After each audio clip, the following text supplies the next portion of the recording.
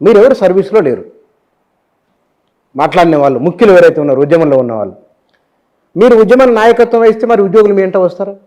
మీరు ప్రభుత్వాన్ని మీరు క్వశ్చన్ చేసినా ఆనాడు ఉద్యోగ సంఘ నాయకులు, మీరు సర్వీస్లో ఉన్నారు. ఇవాళ మీరు ప్రభుత్వాన్ని పౌరులుగా మినహాయిస్తే లేదా విపక్ష నాయకులుగా మినహాయిస్తే ఎట్లా మీరు ఫేస్ చేయగలరు? ఎట్లా జనాన్ని మేము మళ్ళీ ఏదో ఉద్యోగ సంఘాల నాయకులై సంఘాల అధ్యక్షులు కిరీటాలు పెట్టుకొని ఇంకేదో చేద్దామని మా ఉద్దేశం కాదు. మా తమ్ముళ్ళు ఉన్నారు, మాతో కలిసి పనిచేసినట్టు ఉద్యోగ సంఘాల నాయకులు ఉన్నారు. ఇప్పుడు వాళ్ళ ఫోర్ ఫ్రంట్లు ఉన్నారు. వాళ్ళు they are the president, secretary హోదాలు ఉన్నారు. వాళ్ళకు ఒక సరియైన రీతిలో సలహాలు సూచనలు మా ఎక్స్పీరియన్స్ని షేర్ చేయడానికి వాళ్ళతో కలిసి పనిచేసి కొన్ని సందర్భాల్లో వాళ్ళు మాట్లాడలేదు. బికాజ్ సర్వీస్ రూల్స్ అడ్డొస్తాయి. ఇప్పుడు మేము బయట ఉండి మాట్లాడినంత వాళ్ళు మాట్లాడలేదు, ఎందుకంటే వాళ్ళకు ఒక చట్రంలో పనిచేస్తారు కాబట్టి. మా ఉద్దేశం ఏంటంటే కేవలం ఎంప్లాయీస్ ఇష్యూవే కాదు మా లక్ష్యం. ఓవరాల్గా తెలంగాణ పార్టీలకు అతీతంగా ఎట్లా నడవాల్సి ఉండే. ఆ రోజు సకలజన సమ్మె చేసిన అనుభవం ఉంది కదా, సహాయ నిరాకరణ చేసిన అనుభవం ఉంది, కేసులు పెట్టుకున్న అనుభవం ఉంది, దేశద్రోహం కేసులు పెట్టుకున్న అనుభవం ఉంది. పోరాడిన అంటే అప్పుడు ఒక యుద్ధమే. మీకు తెలుసు ఒక చిన్న ఎగ్జాంపుల్ చెప్తాను నేను. సహాయ నిరాకరణ మేము కొంతకాలం చేసి విరమించుకున్నాము. ఎవరికి ఇంటర్మీడియట్ విద్యార్థుల యొక్క భవిష్యత్తు దృష్టిలో ఉంచుకొని మమ్మల్ని రాళ్లతో కొట్టే ప్రయత్నం చేశారు ఆనాడు. మా లక్ష్యం ఏంది, విద్యార్థులకి నష్టం కావద్దు, రేపు వాళ్ళ ఎగ్జామ్స్ పోస్ట్పోన్ అయితే ఐఐటి అవన్నీ అవకాశాలు పడతాయి, దేశం వీళ్ళ కోసం ఆగదు అనే ఉద్దేశంతో విరమించుకుంటే మమ్మల్ని తీవ్రమైన విమర్శలు ఎదుర్కొన్నాం. ఆ రోజుల్లో మేము వెంటనే మిలియన్ మార్చ్ ఇచ్చినాం. అంటే స్ట్రాటజిక్ మూవ్మెంట్ ఎట్లా ఉండాలని.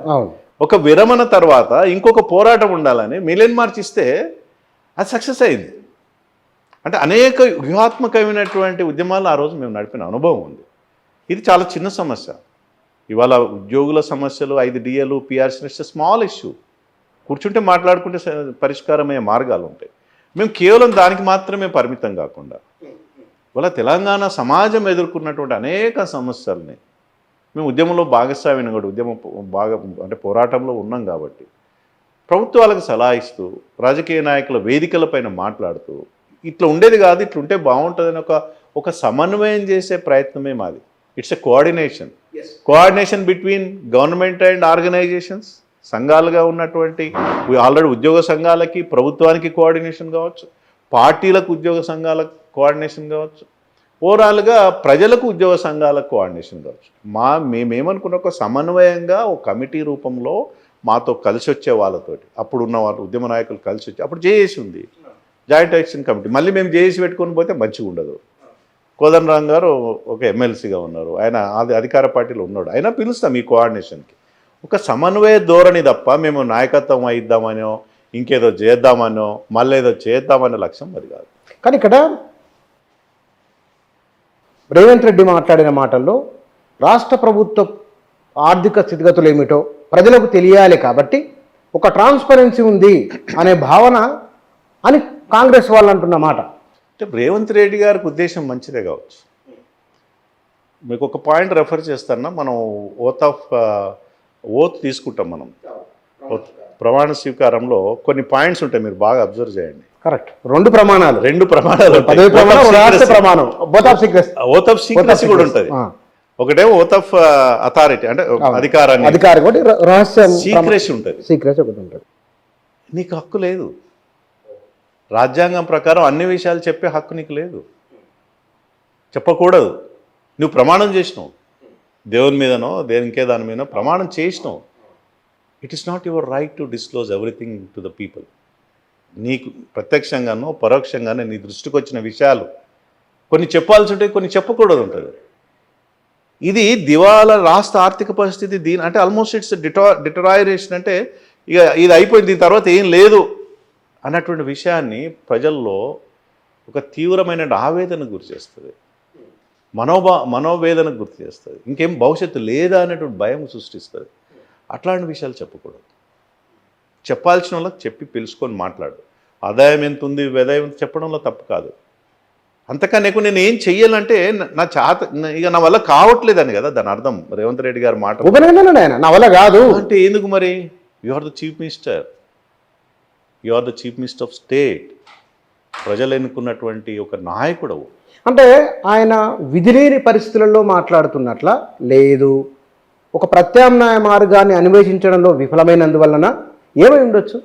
ఒక తండ్రి తన కుటుంబానికి ఏం చెప్తాడన్నా, ఈ నెల ఇగో గింత జీతం వచ్చింది బిడ్డ, ఇట్లా చదువుకుపోదాం, అందరం కష్టపడదాం, మీరు కష్టపడండి, నేను రేపు ఇంకో 10 రూపాయలు పెంచుకుందాం, ఇంకో ఎల్లుండి ఇంకో 100 రూపాయలు పెంచుకుందాం, పెంచిన తర్వాత మనం అందరం మళ్ళా ఎక్కడెక్కడ ఏం కావాలో మన కుటుంబానికి ఏం కావాలో సరిదిద్దుకుందాం అనేటువంటి భావన ఉండాలి.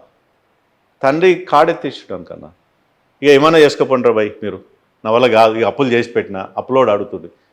వెనకడికి 60 ఏళ్ళ తర్వాత సంసారాన్ని వదిలిపెట్టి సన్యాసులకు పోతారు చూడండి. తెలుసు తెలంగాణలో మా దుర్గ కూడా పోతారు. అవును, అప్పులు చేసి ఊర్లలో సాధారణంగా చేసే కాడికి అప్పులు అని చేస్తాడు, ఒక ఫైన్ మైనింగ్ పారిపోతాడు, ఏం చేయలేక పారిపోతాడు. అంటే అక్కడ పిల్లలకు దొరకడు, భార్యకు దొరకడు, దొరకడు, ఊరోళ్ళకు దొరకడు, వెతుకుంటూ పోతారు పాపం. పోలీసు రైల్వే స్టేషన్లో ఉన్నాడా, లేకపోతే బస్ స్టాండ్లలో ఉన్నాడా, ఇంకేదన్నా గుడ్లలో ఉన్నాడా? అవునా కదన్నా? రాష్ట్ర అధినేత కదా కుటుంబ పెద్దనే, దానికి మిచ్చింది కాదు. Example, is a head of the state. కష్టాలు ఉంటాయి, నష్టాలు ఉంటాయి, సమస్యలు ఉంటాయి, పరిష్కార మార్గాలను వెతుక్కుంటూ విఘ్నులతోటి మేధావులతోటి సమాజంలో ఎంతోమంది ఉన్నారు. అవును, ఎంతోమంది ఉన్నారు. కూర్చొని మాట్లాడుకోవడము, సలహాలు సూచనలు తీసుకోవడము, సమన్వయం చేసుకోవడము, అది అవసరం ముఖ్యమంత్రి గారికి. ఒకటో ఈ రేవంత్ రెడ్డి గారు వచ్చి వాట్ ఎవర్ ఇట్ మేబీ, గత ముఖ్యమంత్రి కొన్ని సందర్భంలో సమస్యలు వచ్చినప్పుడు కూర్చునేవాడు, ఆయన ఎప్పుడు బయటికి చెప్పలే. అంటే మనం ఇల్లు కట్టుకుంటామన్నా, ఇంత అద్భుతంగా ఉంది అని చెప్పాలి, కానీ ఏం లేదు, ఇంట్లో ఏం లేవు, టీవీలు లేవు, ఫర్నిచర్ లేదు, బియ్యం కూడా అయిపోతున్నాయి అంటే అవునా కాదన్న? ఎవడు నమ్ముతాడా? రేవంత్ రెడ్డి గారి భాషనే దొంగల్లాగా వస్తున్నారు, చెప్పులు ఎత్తుకుపోతారని అనుకుంటారు ఇక బయట. సో తన సమస్యల్ని, కుటుంబ సమస్యల్ని బహిర్గతం చేయకూడదు. It's a oath of secrecy as per my information, my knowledge. It should not be disclose to the public. కానీ ఉద్యోగుల విషయంలో ఒకప్పుడు తెలంగాణ ఉద్యమం జరిగినప్పుడు ఉద్యోగులకు సమాజ మద్దతు ఉన్నది. బహుశా ఈ ఏడాది కాలంలో 400 మంది 500 మంది అవినీతి కేసుల్లో పట్టుబడిండ్రు అని ఒక లెక్క వచ్చి, నాకు కరెక్ట్ గుర్తులేదు నా, కానీ వందల సంఖ్య ఉంది. నెలకి 80,000, 70,000, ₹1,00,000, 2 లక్షల వరకు జీతాలు తీసుకునే వాళ్ళు సొంత డిపార్ట్మెంట్లో పనిచేసి సాటి ఉద్యోగి దగ్గర లంచం తీసుకున్నాడు. ఈ మధ్యనే వచ్చింది. వీళ్ళు ఎందుకు ఇట్లా తయారవుతున్నారు? ఏమై ఉండొచ్చు? ఉద్యోగ సంఘాలు ఏమైనా మాట్లాడితే వీటి గురించి? డెఫినెట్ మాట్లాడాలి, తప్పకుండా తప్పకుండా. It's a cancer. కరప్షన్ అనేది క్యాన్సర్ లాంటిది, మొత్తం సమాజాన్ని చిదిమేస్తుంది, సమాజాన్ని వినాశనం చేస్తుంది. It should be addressed. మేము ఆ రోజుల్లో కూడా ఇప్పుడు ఎప్పుడైనా మాట్లాడతాం, కానీ దీనికి కారణం ఏందనేది కూడా విశ్లేషించుకోవాల్సిన అవసరం ఉంది. ఎందుకు సమాజం ఆ ధోరణి పెరుగుతూ ఉంది? Whatever the reason? కేవలం ఉద్యోగులే ఉన్నారా? నా దృష్టిలో we came from employees organisations కాబట్టి 10% నుంచో 20% ఉద్యోగులు, అంటే వ్యక్తులు ఇట్లాంటి కరప్షన్ యాటిట్యూడ్ తోటి లక్షలు సంపాదించాలి, ఆయన పక్క ఆయన కారు కొన్నాడు, బెంచ్ కారు కొన్నాడు, నేను ఇంకా విల్లా కొనుక్కోవాలి, ఒక దురాశతోటి ఒక సెక్షన్ ఆఫ్ పీపుల్ ఉంటారు. తర్వాత గవర్నమెంట్ డిపార్ట్మెంట్స్లో కూడా తీసుకుంటాను 90, I can say 90% టీచర్సు, కింది స్థాయి స్కోప్ లేదు, ఉండదు. 50% ఆఫ్ ఎంప్లాయీస్ ఆర్ టీచర్స్. ఒక 70,000 నుంచి 80,000 మంది సెక్యూరిటీ గార్డ్స్, అంటే కానిస్టేబుల్, పోలీస్ స్టేషన్ కానిస్టేబుల్ అంటలే నేను, బెటాలియన్స్, వాళ్ళకు స్కోప్ ఉండదు. టీచింగ్ సైడ్ ఉన్న వాళ్ళకి స్కోప్ ఉండదు, యూనివర్సిటీ ప్రొఫెసర్ స్కోప్ ఉండదు, లెక్చరర్స్ స్కోప్ ఉండదు. ఉన్నటువంటి రెవెన్యూ డిపార్ట్మెంట్లో కూడా, లేదా మున్సిపల్ డిపార్ట్మెంట్లో కూడా, excise department focal non focal అని పెట్టుకుంటారు వీళ్ళు. ఎందుకో నాకు అర్థం కాదు ఇప్పటికి.